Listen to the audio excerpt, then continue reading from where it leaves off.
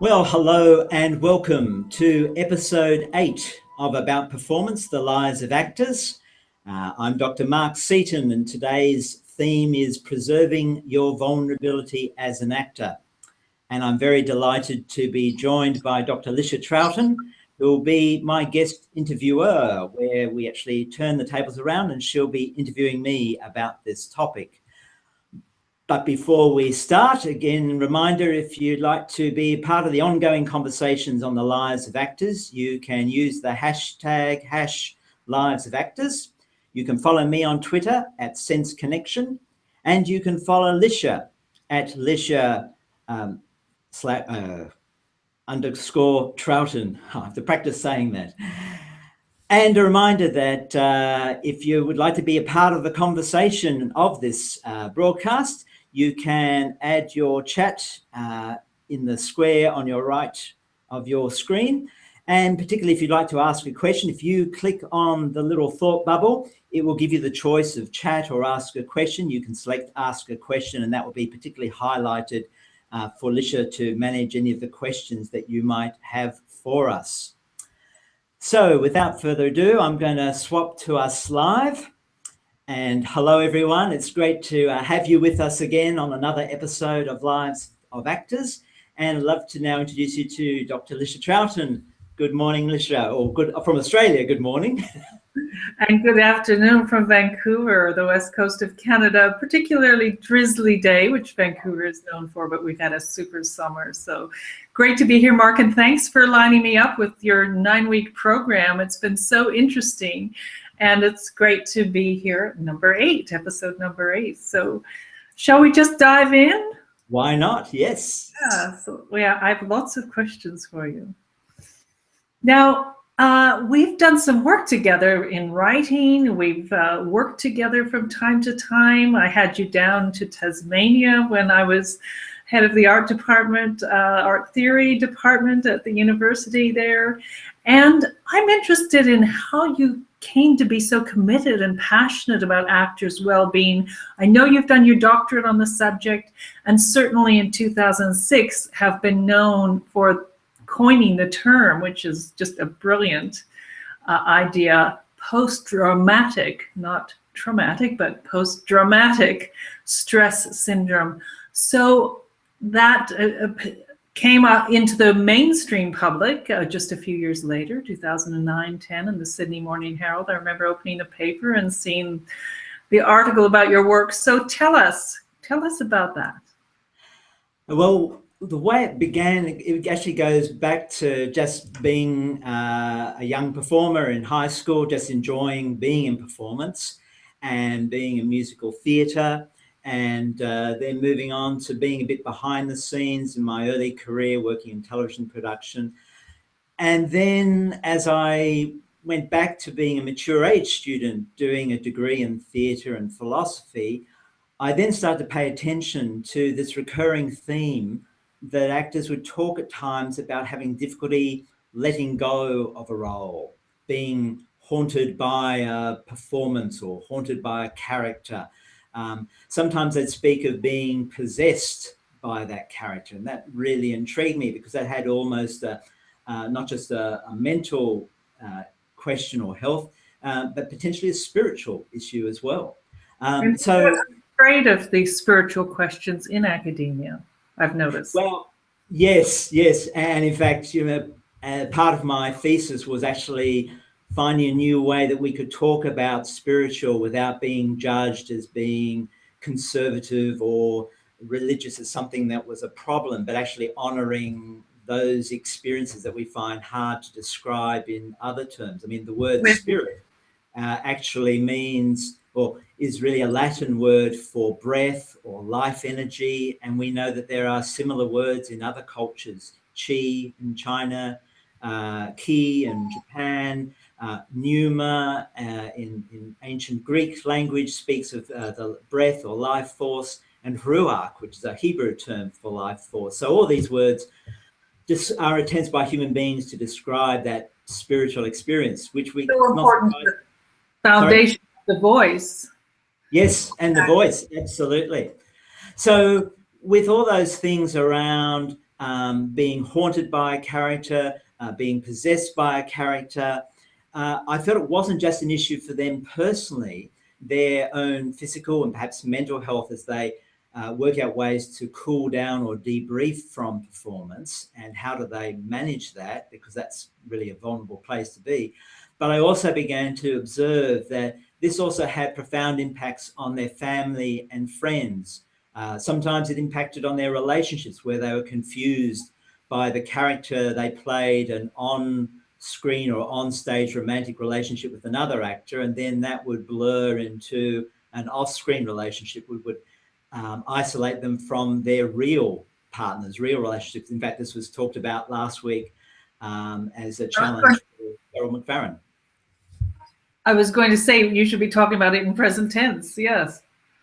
So just draw out that example of last week for a moment. Mm-hmm. Well, so for Cheryl McFarren, she shared the challenge last week of playing a grieving role, losing her husband in the play, and also making that connection with losing her father in real life, and being isolated from her real family, being on tour. Then had the confusing question of identity when she was feeling support and empathy from her co-workers, her co-performers. It just raised these kinds of issues, and she was able to sort that out with some good counselling support and with reconnecting with her real family. But I think this is not uncommon, but it's often not talked about, and I really honour Cheryl's bravery and vulnerability in putting it out there. It's wonderful you can speak of vulnerability and bravery in the same sentence, or with a slash, a stroke between those two words. It's so important, and it seems to be so contemporary, that is the new mode of being. One does not discount the other, and vulnerability is such an important part of your research and practice. Yes, so, and it's continued to be so. I was particularly moved by the writings of Margaret Childrick, a scholar who talks about the vulnerable self, and recognizing that we're all vulnerable. It's not even really a choice. We're vulnerable just by the fact that we breathe, and our pores are open to the world, and we can't help but be vulnerable, though we often try to armor up and protect ourselves and stop that. But vulnerability for me actually starts not as an intellectual exercise, even with great writers like Margaret Childrick and more recently Brené Brown's work on vulnerability, but it actually starts for me as a personal experience. You have a personal story for us, Mark? Yeah. I mean, I know that people, if they want to find your references, they can go to academia.edu, and you have lots of links on your Sense Connection website, which is linked to what we're doing now, the webinar series.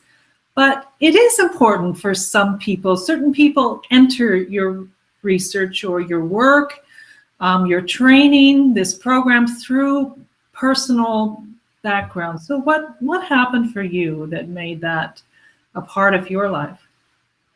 So it actually, I trace it back to my first marriage. I entered that marriage with a lot of idealism. My partner and I... As we do. Yes, my partner and I shared many common values. We got to know each other through a mutual love of the arts.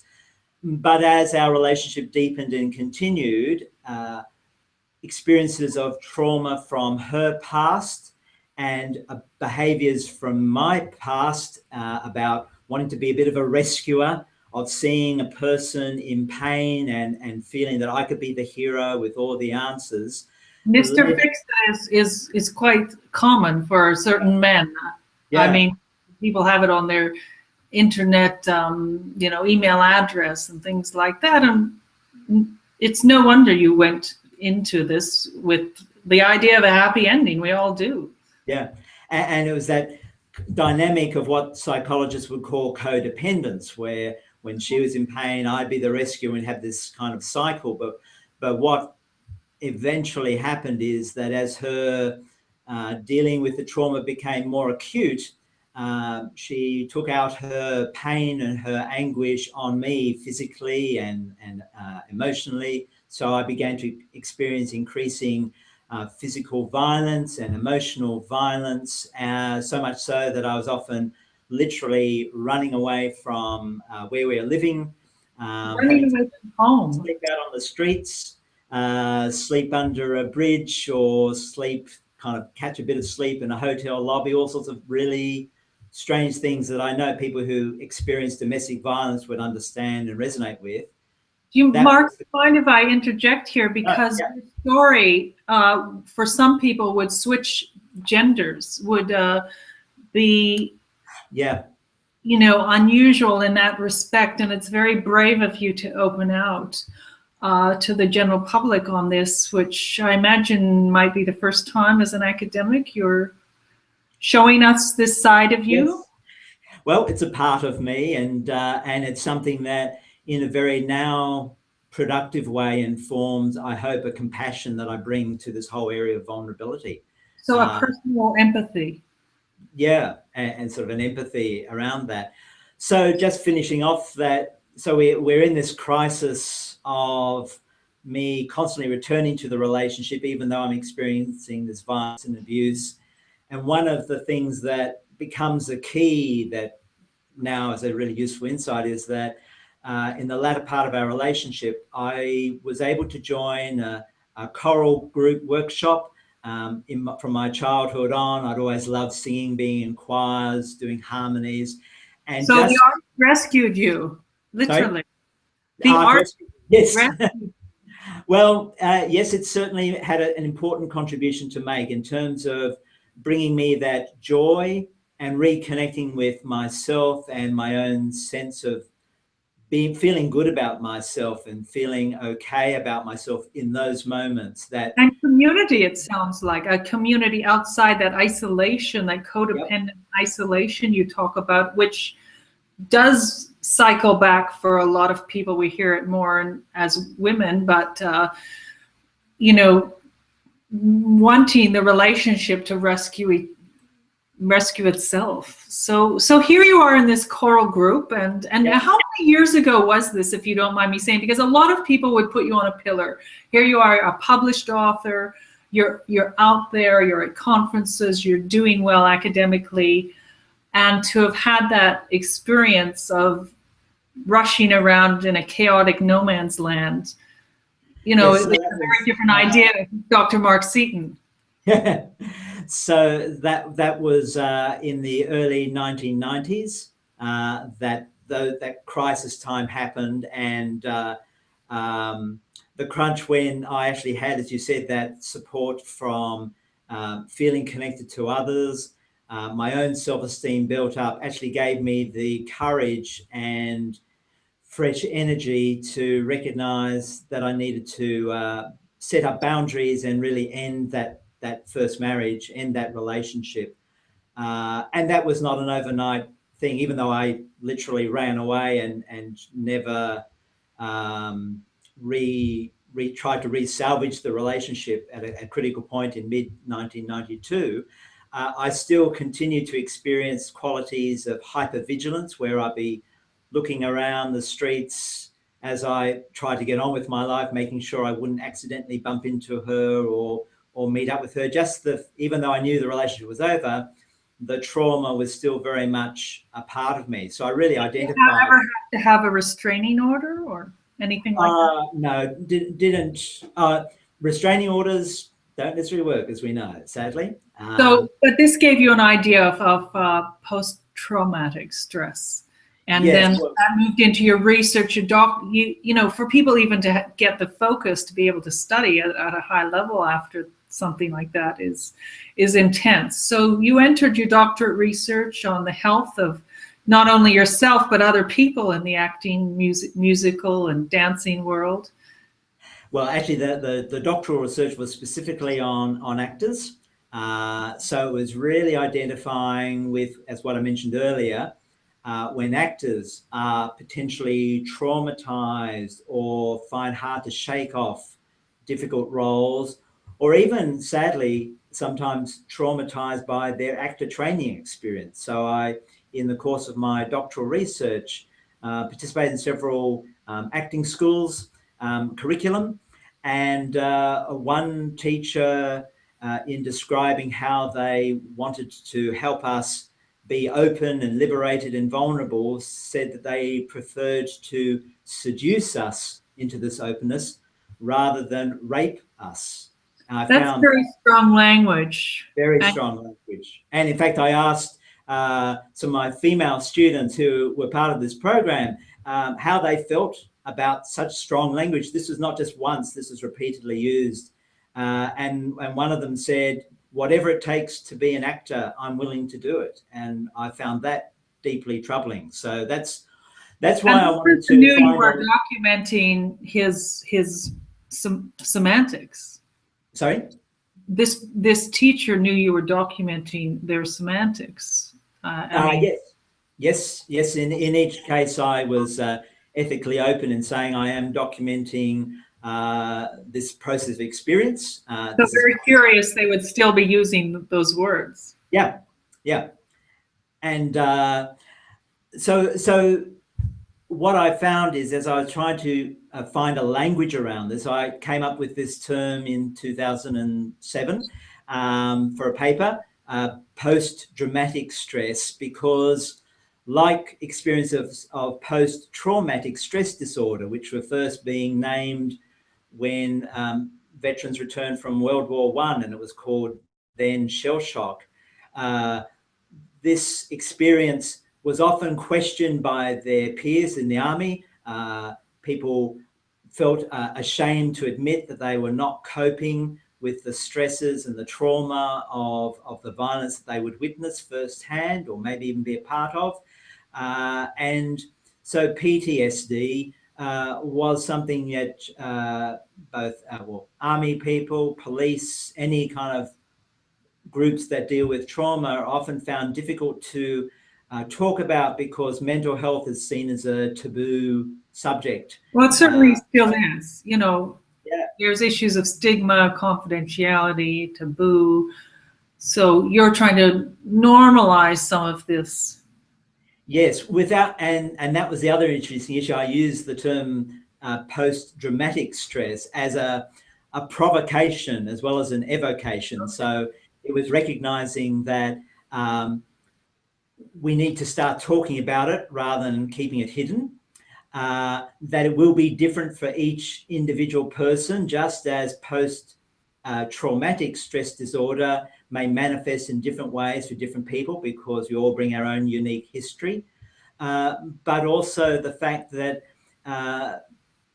it's something that maybe we can prepare better for, and that we need to start talking about the experience of having difficulty letting go of roles and its impacts on our mental health and our physical health and on our relationships as well. So these are conversations I hope will be stimulated by such a term. You've wanted it to get into the training, haven't you? Get into those foundational years. And one of your organizations that you co-founded, ASPA, could you just tell us about that for a minute and how that links to wanting to develop a community around these things? Yeah.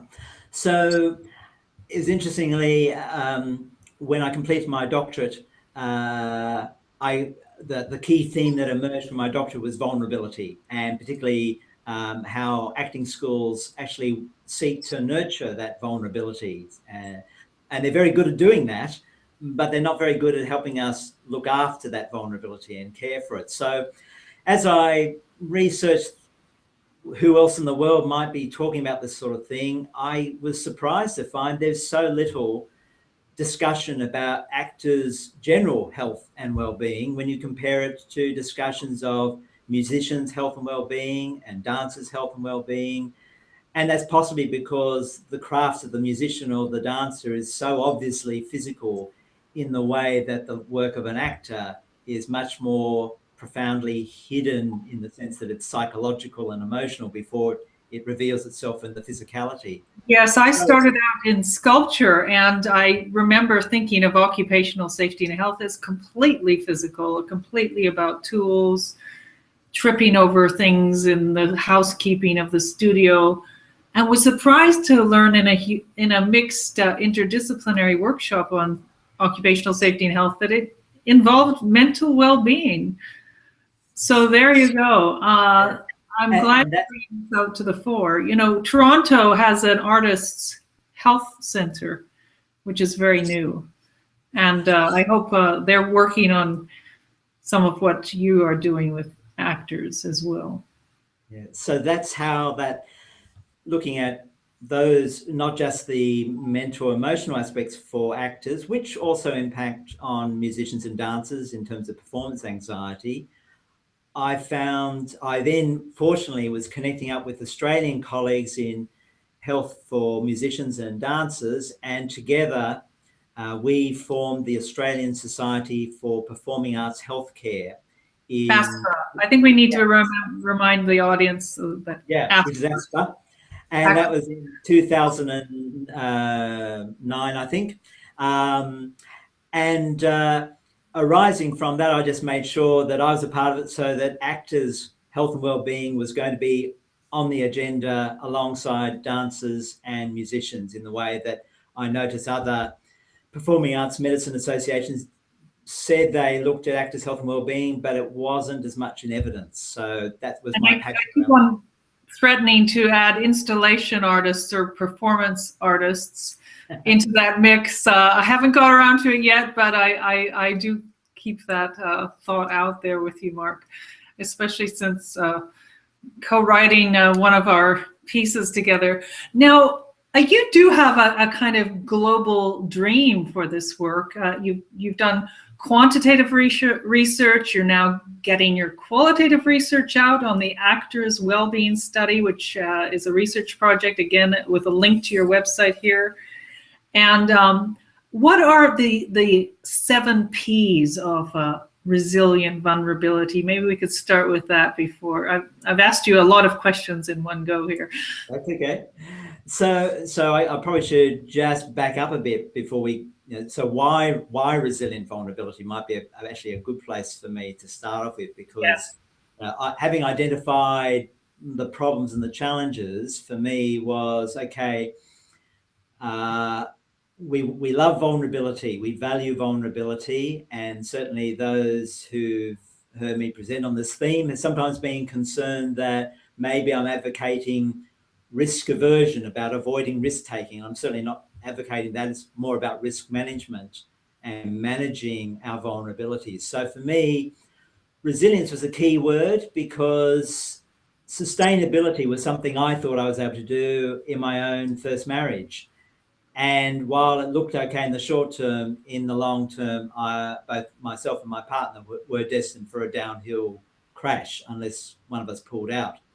So resilience is about recognizing that maybe some injury is inevitable, but how can we minimize the trauma, minimize the injury, so that we can progress and grow, rather than try and deny or numb out that injury and pain through alcohol, drugs, or other self-denying strategies. So that's interesting. If I could interject. Yeah. Maybe you have percentages on this, I don't know, but vulnerability seems to be so keyed in with that idea of authenticity, in acting. We have to believe it. We have to believe the magic. And in the visual arts, in a different way, we have to believe in the stroke of genius, or that moment where the world is unveiled before our eyes somehow. So for us to think of managing this, or developing a kind of nanny culture, your worst detractors might say, about this, is nerve-wracking for actors. And yet we know mental health is part of being in the arts, and addiction and all the other things that go along with it. Yeah. The femme fatale, And in fact, yeah, and that it's interesting in the research data around this, which kind of informs this resilient vulnerability approach. When we were asking actors through our national survey, who has trouble debriefing, letting go of a role, debriefing the sense of letting go, shaking off a role, almost 40% of actors had some experience that they would account, or many experiences where they just didn't actually have a strategy for being able to cool down, let go, re-ground themselves in their everyday being with others. And so that's probably a good segue to my 7 Ps, because the first P is presence. So in the system of resilient vulnerability, we start with being present to who we are, how we are feeling, who we are connected to in our everyday lives. And the 7th P, which of these 7 Ps, they all interact with each other. The 7th P is play. And play, I think, is equally valuable, because play reminds us about finding joy both in our performing life and in our everyday life, being able to play with possibilities, to be playful in our creative engagement, but also to play, to have that give and take that allows us to be resilient in our vulnerability.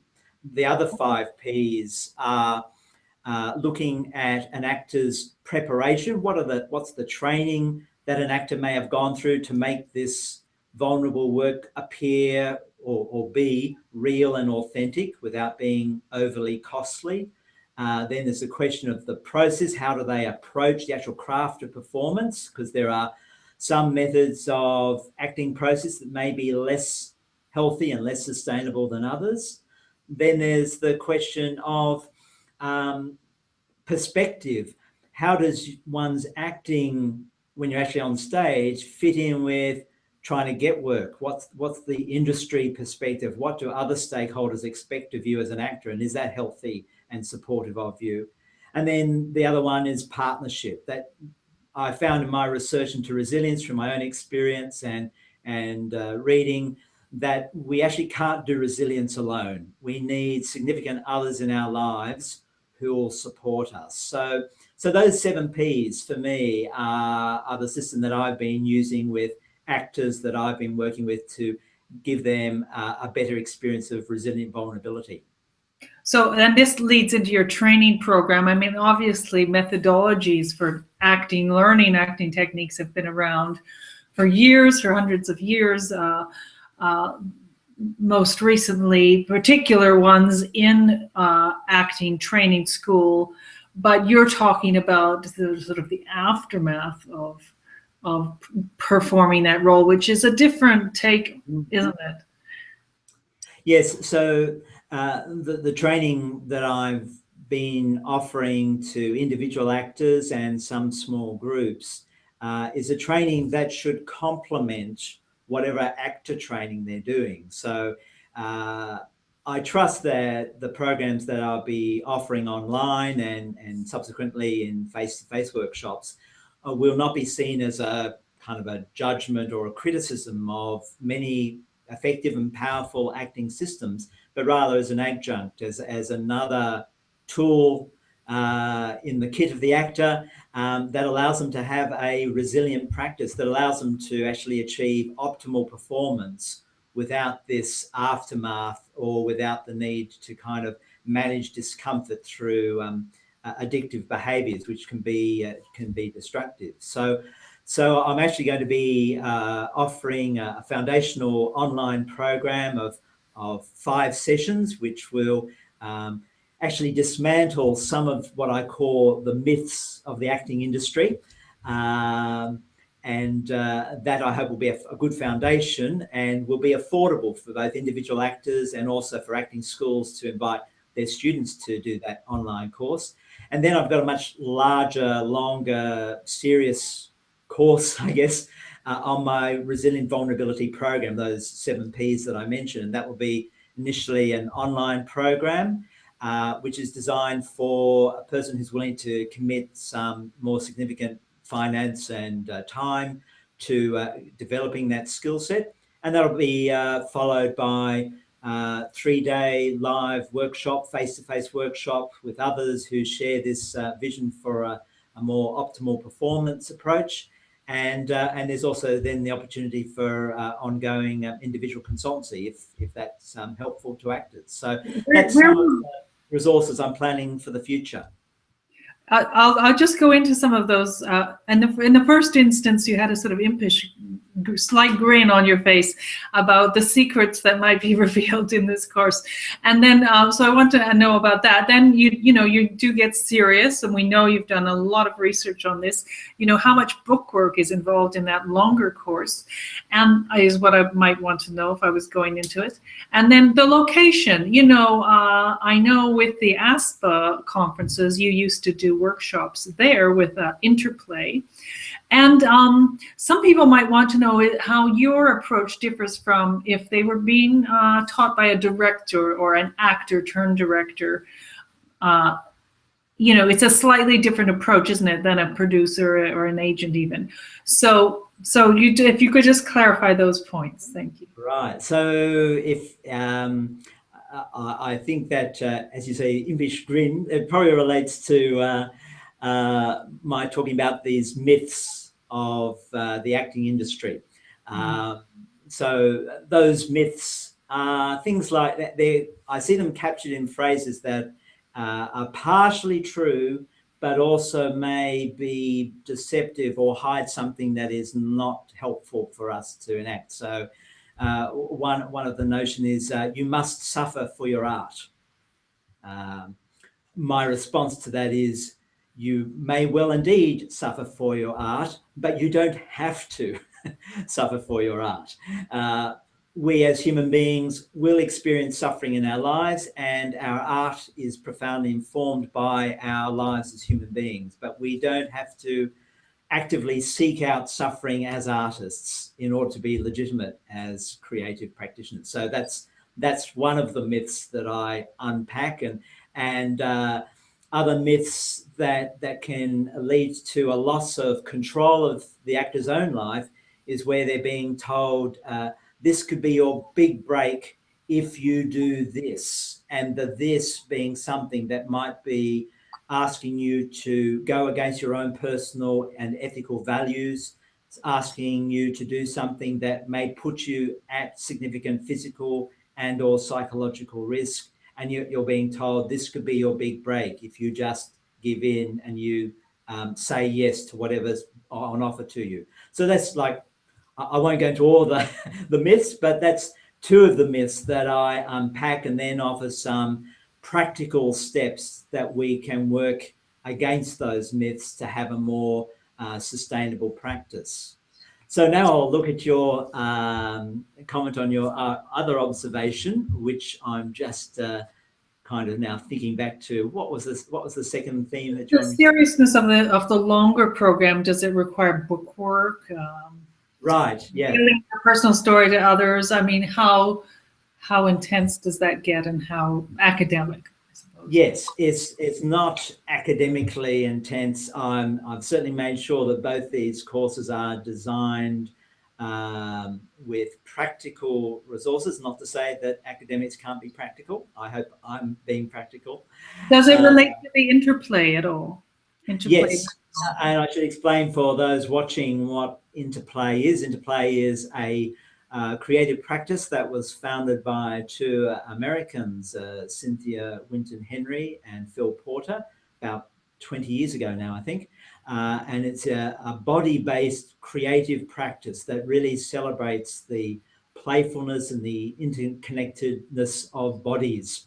And I find that many of their resources, the skill set that they have developed, offers great tools for the particular ideas and values that I promote through resilient vulnerability. And in fact, those interplay skills, which are physical skills, are very easy, playful skills that anyone can do, whatever their background. Those skills can be shared online. So I'll be sharing. That's what I was going to say. I said, how my mind is thinking, how will you do this online? Yeah. And is it first for you online? Because I've been in one of your interplay workshops in Melbourne, and Tasmania. Yes. so I'll be. How would I do it online with you? Yeah. Yeah. So I'll be demonstrating those interplay skills online. I'll be presenting some short PowerPoint presentations outlining some of the ideas, different ways of thinking and talking and journaling about these themes, both in the myth program and then in the fuller resilient vulnerability package. The reason I say that larger package requires a larger commitment is it's a program that will attract a higher fee, partly because of the investment that I will be putting into designing that program to make sure that I have a sustainable practice to continue to offer this. But I'll be making sure that there'll be PowerPoint presentations, there'll be PDF files, documents that one can download to keep a journal of the various strategies, as well as the modeling of interplay tools and techniques online, and other resources I'll be talking about and demonstrating online. And then if you get your money's worth, in other words. I certainly believe so. And then if people find that valuable and would like it to be that we have a face-to-face 3-day workshop, well, then I'm hoping that there will be sufficient interest and engagement to allow me to then launch such workshops either here in Australia and hopefully overseas in America, UK and Canada, if we find there are sufficient numbers of people who would like to participate. Well, we want you jetting over here to the beautiful West Coast, so I hope so. Now, can I just ask you, do you have a team viewer sort of thing? I mean, will other people be able to see the people in the course? Not unlike you and I are seeing each other now. Do you use a team viewer situation? You don't have to go into the technicalities, but everyone will get to know each other. So there, and this is actually a good thing that you've raised here. All those who might sign up for either of these courses will be able to participate in a private Facebook group as part of the package. In that way, we actually honour the trust and the openness and the vulnerability, because really anyone who signs up for any of these programs may not be saying, I have an issue with this, but is willing to say, I might have an issue with this. And I think that requires courage, and I want to honour and respect that courage. And so I do want to keep a degree of respect and mutual trust and confidentiality around that. So obviously we'll all know each other, but it won't be accessible to the general public. So there'll be safety for chatting amongst all the participants in each of these programs. And I hope we actually can build a community that can also be supported through my general website, Sense Connection. Are you screening people? Is there a certain caliber of people or experience you're looking for? Will you be asking for a little bio, or, no. Can someone who's just past the amateur or training level, be in the same group as some, star Broadway performer?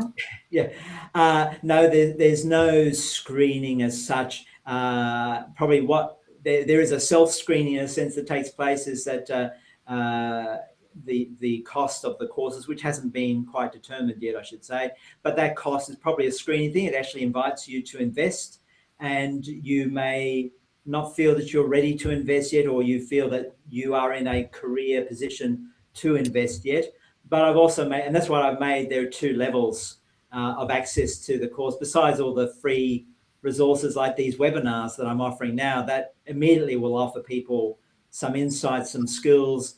But if they want to go the next level, they can make an additional investment and gain some additional experience and link up with a community of people. So I think there'll be a degree of self-screening, and I'm also making the initial program dealing with these myths available to acting institutions. So I'm hoping that institutions may be willing to pay a set amount, and then they could have all their students participate in that course through that. And we should say you were head of education at the Australian Film, Television and Radio School for at least a couple of years. That you teach around Sydney and Melbourne at accredited universities. So there's no worries there about your own CV. Now, I do have a few notes to myself. Did you want to, and how are we doing on time? We're doing very well. We've still got another 20 30, 40 minutes if we. That's what I thought. Okay. And at this point, we don't have any questions, but that's fine. We can continue this conversation until we feel we've covered all we need to. So we'll keep going. Great. So, that covers, what you're going to lead people into if they want to stick with this and they're curious or something's bubbling to the surface that they haven't been able to manage, I suppose, in their own training in other ways. You did do a research study with a number of other academics, maybe you can mention their names, on actors' well-being. And I just want to touch on that survey and where you're going with that. Yes, so the what was called officially the Actors' Wellbeing Study was initiated as a result of actually an invitation by Equity in Australia. They had read a report that I created after I won a Churchill Fellowship to go and research the health of actors and their well-being in the UK and in Northern Ireland in 2009. And I was interested in their well-being both in, not just in the acting schools, but also in the workplace. And when I returned to Australia and Equity read that, and Equity was also encountering their own anecdotal evidence of actors not coping well with a whole range of issues, financial stresses, is that because of income level, sustainable employment, poverty? And financial stresses and relational stresses sometimes led to physical ailments, a potential likelihood of depression or cancer or a whole range of things. And so Equity approached myself as an honorary research associate at the University of Sydney. So I approached my full-time colleagues at the university, Dr. Ian Maxwell in the Department of Theatre and Performance Studies, and we also found another kindred spirit, Dr. Mariana Sabo of the School of Psychology, and the three of us designed a survey which was launched in 2013, and the report is published in About Performance, which is the publication that's been the stimulus for this whole series of webinars. So that and report, that's on your academia.edu and Sense yes. Connection. Well, actually, no, the report is available through the website at Sense Connection, part of this webinar Lives of Actors series. You would have to have a psychologist on that panel, I suppose. Certainly to help us design credible research. So we used several psychological instruments. We looked at actors' relationship to depression, anxiety, and stress. We looked at their relationship to use or misuse of alcohol and drugs. We also looked at eating disorder possibilities. We looked at their satisfaction with life and a whole range of issues which Ian Maxwell and I discussed in, I think, the second or third episode of this webisode. Do you have any examples of working with actors in this situation? I mean, what if I was someone who said, well, my eating disorder keeps me fit and skinny, or, my having that drink just gives me that little extra buzz for my nerves. Well, we're actually, those quantitative statistics that came out from the research are only actually the first stage of this research. So in a sense, what we're now looking at are the qualitative data around those kind of stories you just outlined. So we're now focusing our ongoing interest in this survey into things of, well, what are actors actually doing when they have difficulties in letting go of the stresses of the workplace, and drinking with friends is not surprisingly one of the strategies. And I have no issue with people drinking with friends. I enjoy a glass of wine myself. But when it becomes habitual and having a glass or more becomes the norm and can lead to a high level of alcohol use, that's where we've got some warning signs. So what we're looking at now is the qualitative data that helps us understand why actors may look to various strategies to help them manage the relational stresses, the financial stresses, and we're hoping to write subsequently and have more conversations generated. We've also, at the moment, of course, we're extending this survey to New Zealand. The survey's out there, again, anonymous, and we would very much like to see in the future attracting industry funding so that we can take this survey to the United States, to Canada, where you are, to the UK, to other very active acting community centres, so that we can get a global sense of how actors are dealing with their whole lifestyle, not just mental health issues, but their whole lifestyle, because these conversations are underexplored. I would think the Toronto Artists Health Centre would be very interested.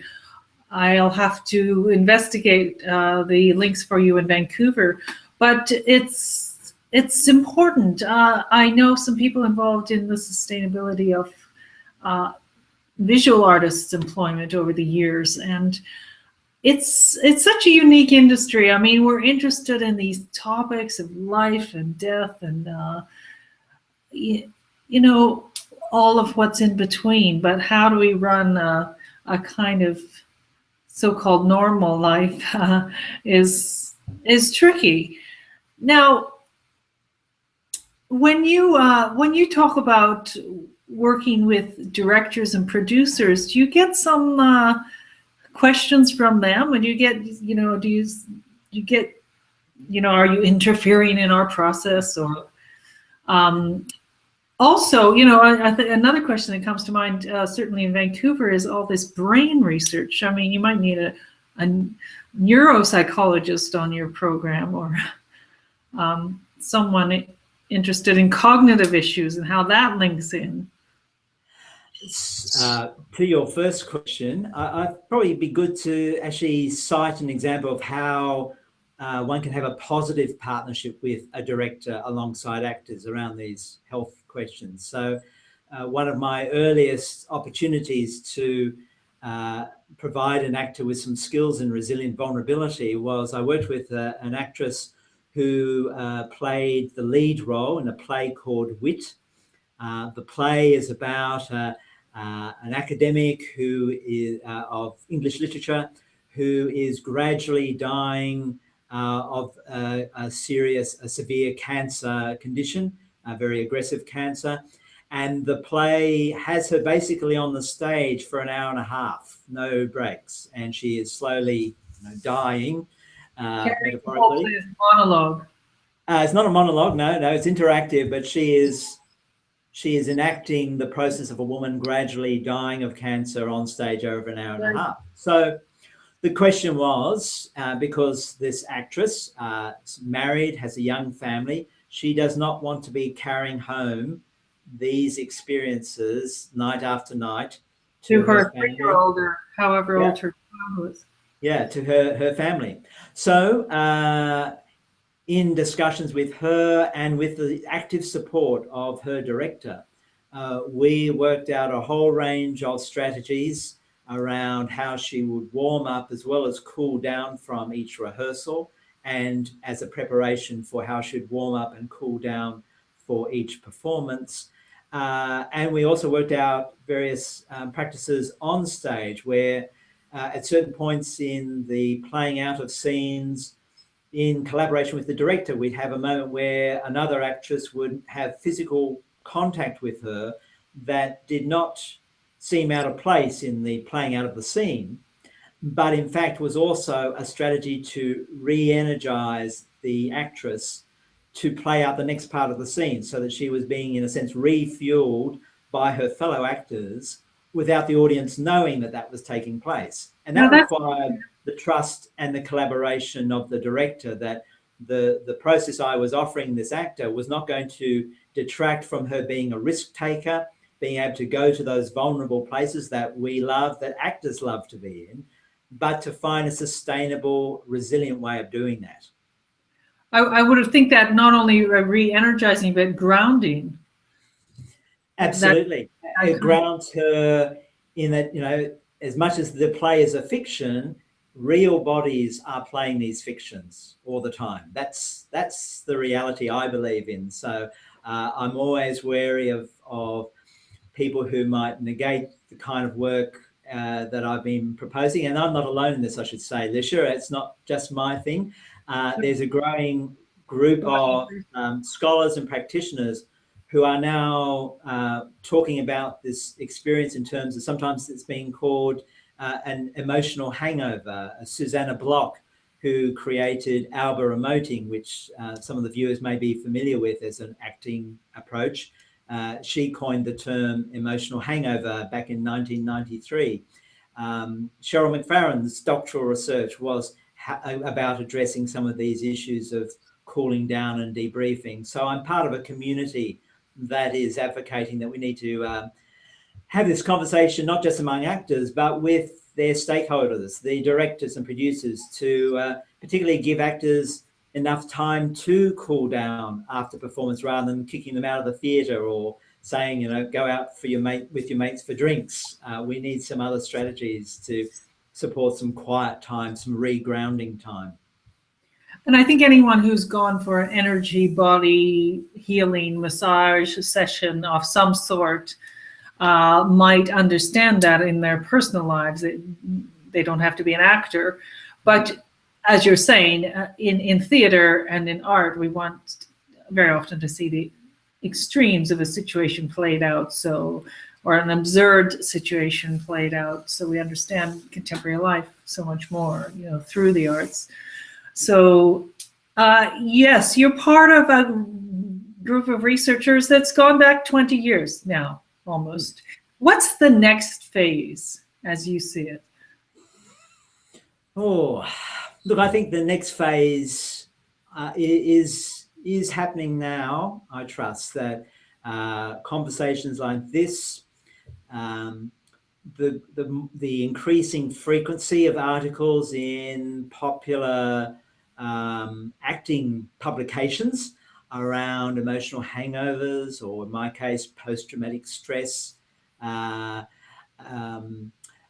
fact that we now have surveys asking questions about actors' health and well-being, and I hope that our study is a trigger for other studies. I know in Victoria, here in Australia, there's a much broader study being done of entertainment people's health and well-being, not just actors, but all aspects of the industry, because it really has been under-surveyed part, and we tend to accept, as sadly happens in all the performing arts, we accept the many young people who die at a tragic young age through suicide or drug or alcohol misuse, and we see them as burning lights, like Amy Winehouse. And then, of course, we have the stories of Philip Seymour Hoffman and Robin Williams, and these are often positioned as heroes, but they are actually, at the end of the day, they're human beings, and we need to, I think, value all artists who particularly, have come to the arts because they are oriented to be more sensitive, more vulnerable, more open than other people, and we value that, and we look to them, and we treasure them.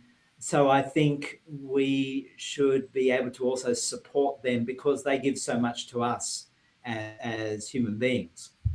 Not expecting them to carry the load on their own. And that happens with community as well as new techniques that you're training people in.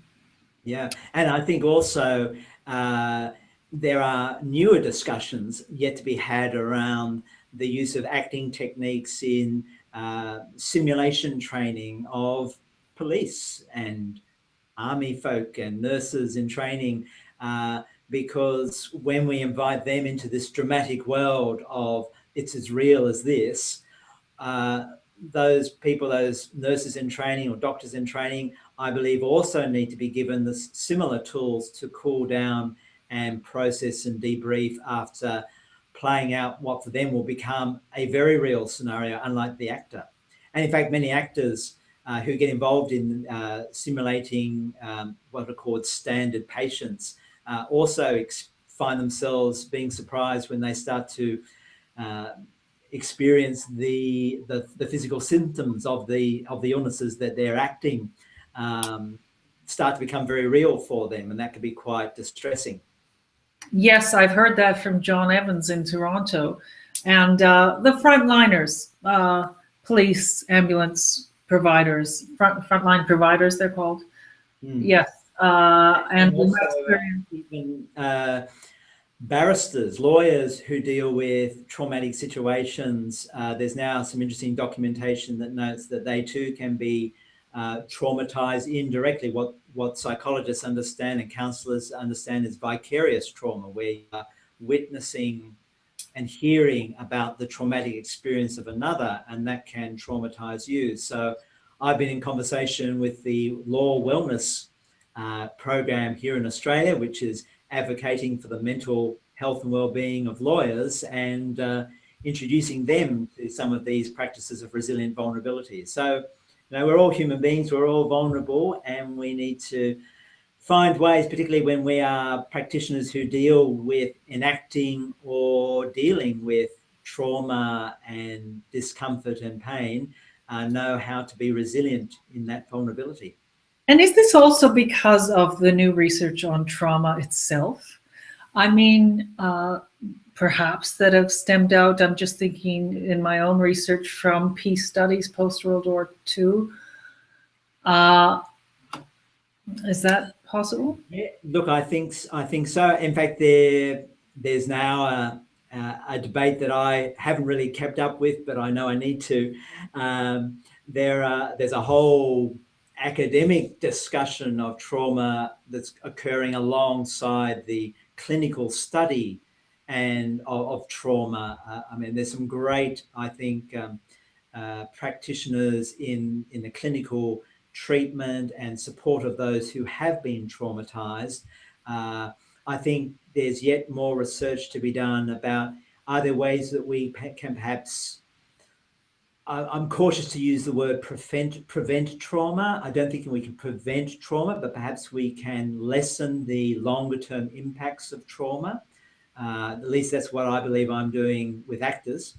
But there is I mentioned academics debating trauma. Sometimes I'm just a bit wary of those who frame culture so removed from the embodied experience of trauma that it becomes just an intellectual debate and exercise about how we define what is trauma and what is not trauma. I'd be very concerned if we end up dismissing the real embodied experience of people who experience pain and who seek to be compassionate and courageous in the midst of that pain. And we then end up dismissing it through clever speak and academic jargon. So yes, I'd be very wary of that part of the conversation. I mean, no of us can respond from where I stand, a phenomenological and an embodied experience of it. So yeah. I'm grounded in that. And you and I have talked about that extensively, and in order to write that article together, we've talked about that. And it's important, it's a great point to end on, so people know that you and I are not talking heads just. And while your theories are more openly grounded in that, my sculptural practice, hopefully people can see that as well. Yes. Lycia, I was wondering, maybe just before we end, because this might be coming to an ending point soon, who knows? Yeah. But I'd appreciate perhaps if you could share a bit about, the project that you've been involved with, which continues, the Linen Memorial Project, because in a sense that was one of the things that we first connected together about, because you were engaging with the ongoing trauma of an entire community. Would you care to say a few words about your project and its ongoing life, if that's not putting you on the spot? Thank you for asking, Mark, because it's always on my mind. I'm bringing the memorial to another stage of meeting people in the community, and there's debate around even using the word memorial for a sectarian conflict that names individual deaths chronologically on all sides or either side of the conflict there. And Northern Ireland is still in a post-conflict situation that's changing daily with different politics. So it's sensitive, and I have been humbled and have needed your research in an embodied way, in a know-how kind of manner. When, for example, I went to Bestbrook, which had a massacre, and I will be going to Omagh, which is more internationally known because it was a 1998 bomb in the center of town that had affected numerous victims on different sides. So, and I won't go into the details, but yes, you know, and there's all sorts of craft and textiles theory to do with the body on my side of things in the visual arts. So thanks for bringing that up, and people can go to my website on regarding that project. So. Great, and we'll provide a link after this webinar that people can follow that up. So I think we've explored a journey together around what's brought me to, first of all, my own research in vulnerability in the actor, but also why I've been passionate to host this series of webinars arising out of our publication. So maybe this is a good opportunity for me to remind people about where they can access this publication that I'm very proud to have been a co-editor of with my colleagues Ian Maxwell and Mariana Sciarbo. So I'll bring that up on the screen for people so they can see about it. So it's a publication. How can you say goodbye as you bring that up? Oh, yeah, well, no, don't go away. We'll come back to you because I can talk back to you once we've finished this part. So this publication about the lives of actors, or about performance rather, the lives of actors. There are 10 chapters that will investigate various aspects of the working lives and well-being of actors, and you can purchase either a hard copy or a PDF copy, and you can just click on the orange button there and order your copy of issue 13. So feel welcome to do that, and we can cover, or you can cover the additional cost of postage and handling when you click that link. And the other thing I'd like to draw your attention to is that next week in our series, which is still going, and our next webinar is a little different this time because I'm actually going to be kind of starting to summarize the various themes that we've explored over the past 7 weeks, but it's not the end because I've secured some additional episodes with 2 of my earlier guests who weren't able to make it. They were sick, so they'll be coming up to talk with me soon. But just a reminder that next week on Tuesday or Monday, if you're in the States and Americas, we'll be looking at a broader themes about who does care about actors' health and well-being, where I'll be reviewing the different themes, and also have 2 special guests with me. One person, Jane Brody, I'll be interviewing her about her newly published book called The Actor's Business Plan, which I believe offers some very useful strategies about finding a more sustainable practice as an actor, and that has certainly health outcomes. And also I'll be interviewing Laura Reichard, who is an acting teacher, and she's been working on a program to teach her acting students some important self-care skills. So I'll be hearing about her story as well. So I hope that you'll be able to join me and those 2 special guests next week. You can register now, again, by clicking on the button that you see there.